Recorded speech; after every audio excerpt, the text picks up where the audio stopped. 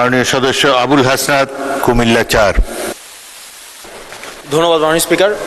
মাননীয় স্পিকার, আমার প্রশ্নটি হচ্ছে, সাংবাদিকদের পেশাগত নিরাপত্তা অবশ্যই প্রয়োজন এবং দীর্ঘ 17 বছরের বেশি সময় আমরা দেখেছি সাংবাদিকতা করা খুব ডিফিকাল্ট ছিল।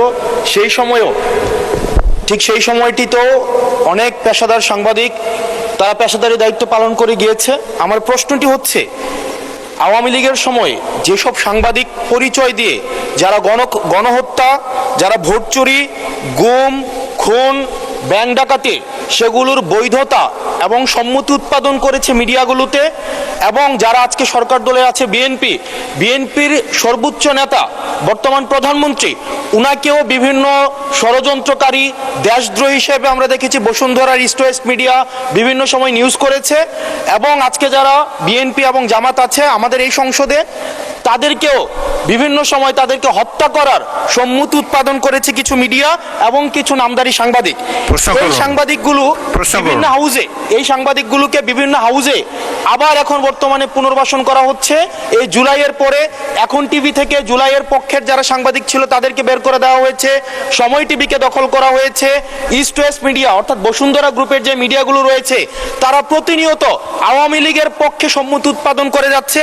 গতকাল মাইকে ঘোষণা দিয়ে ছাত্রদলকে নোয়াখালীতে মাইকে ঘোষণা দিয়ে পিটিয়েছে, সেটাকে উদযাপন করতে দেখা গিয়েছে বসুন্ধরা ইস্ট ওয়েস্ট মিডিয়াকে এবং কিছু টকশোজীবীদেরকে।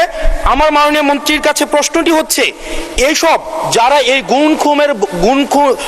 গুম খুনের বৈধতা উৎপাদন করেছে, ভোট চুরির বৈধতা উৎপাদন করেছে, গণতন্ত্রের পক্ষে যারা ছিল তাদেরকে হত্যাযোগ্য করে তোলা হয়েছে, এইসব সাংবাদিক, নামধারী সাংবাদিক এবং এই মিডিয়াদের বিপক্ষে বা কি ধরনের আইনি ব্যবস্থা নেওয়া হবে, আইনি ব্যবস্থা আদৌ নেওয়া হয়েছে কিনা, কেন তাদেরকে আবার পুনর্বাসন করা হচ্ছে, সেটির আইনগত কি ব্যাখ্যাটি কি, সেটি এই সংসদের সামনে উপস্থাপন করার জন্য অনুরোধ জানাচ্ছি।